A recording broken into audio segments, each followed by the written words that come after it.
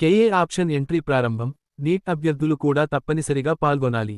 కర్ణాటక పరీక్షా ప్రాధికార సంస్థ కేఈఏ ద్వారా 2026 విద్యా సంవత్సరానికి సంబంధించి ఆప్షన్ ఎంట్రీ ప్రక్రియను ప్రారంభించినట్లు అధికారులు తెలిపారు. నీట్ మళ్లీ పరీక్ష నిర్వహణ నేపథ్యంలో ప్రీ రౌండ్ కౌన్సిలింగ్ నిర్వహించాలని గతంలో నిర్ణయం తీసుకున్నప్పటికీ సీటు మ్యాట్రిక్స్, ఫీజు వివరాలు, ఇతర అంశాలు ఆలస్యం కావడంతో ఈసారి ప్రీ రౌండ్ను రద్దు చేసి గత సంవత్సరాల మాదిరిగానే నేరుగా మొదటి రౌండ్ కౌన్సిలింగ్ ప్రక్రియను ప్రారంభిస్తున్నట్లు కేఈఈ అధికారులు స్పష్టం చేశారు. విద్యార్థులు ఎలాంటి గందరగోళానికి గురికావద్దని కేఈఈ అధికారిక నోటిఫికేషన్ను ఇప్పటికే విడుదల చేసిందని, సీఈటీ ర్యాంక్ కలిగిన అన్ని విద్యార్థులు తప్పనిసరిగా ఆప్షన్ ఎంట్రీ చేయాలని సూచించారు. నీట్ పరీక్ష రాసిన విద్యార్థులు మెడికల్ సీటు రాకపోతే ఇంజనీరింగ్, వెటర్నరీ, అగ్రికల్చర్ వంటి కోర్సుల్లో చేరే అవకాశం ఉండేందుకు సీఈటీ ఆధారంగా ఆప్షన్ ఎంట్రీలో పాల్గొనాలని అధికారులు కోరారు.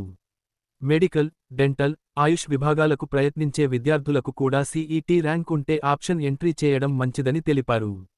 ఇంజనీరింగ్ కోర్సులకు సంబంధించి ప్రస్తుతం డ్రాఫ్ట్ సీటు మ్యాట్రిక్స్ను విడుదల చేశామని, విద్యార్థులు ఆప్షన్ ఎంట్రీ చేసుకోవచ్చని, ప్రభుత్వం నుంచి తుది సీటు మ్యాట్రిక్స్ వచ్చిన వెంటనే దానిని ప్రకటిస్తామని అధికారులు వెల్లడించారు.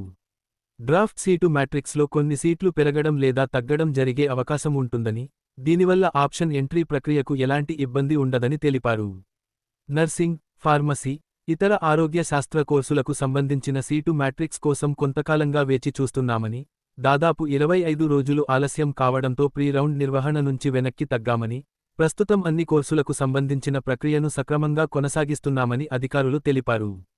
ఇంజనీరింగ్లో సీట్లు ఎక్కువగా ఉండటం, విద్యార్థులకు ఆప్షన్లు ఎంచుకోవడానికి సమయం అవసరం ఉండటంతో ముందుగానే ఆప్షన్ ఎంట్రీ ప్రారంభించినట్లు వివరించారు.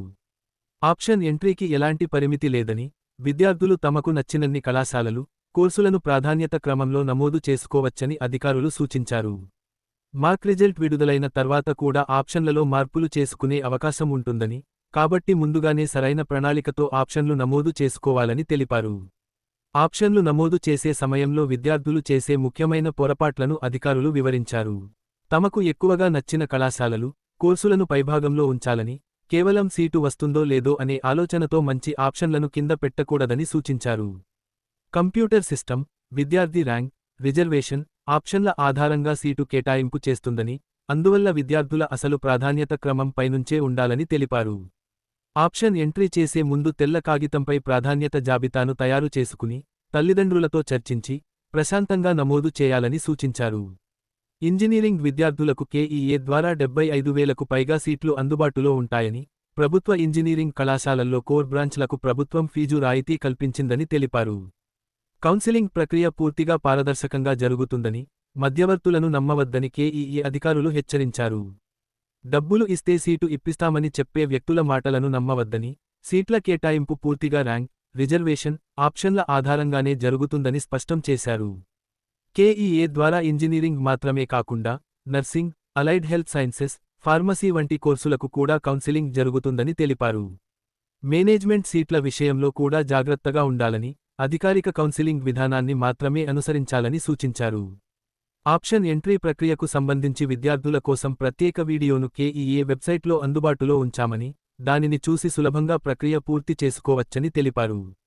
ఆప్షన్ ఎంట్రీ సమయంలో చిన్న చిన్న సాంకేతిక సమస్యలు ఎదురైనా విద్యార్థులు ఆందోళన చెందవద్దని, అధికారులు నిరంతరం పర్యవేక్షిస్తున్నారని పేర్కొన్నారు.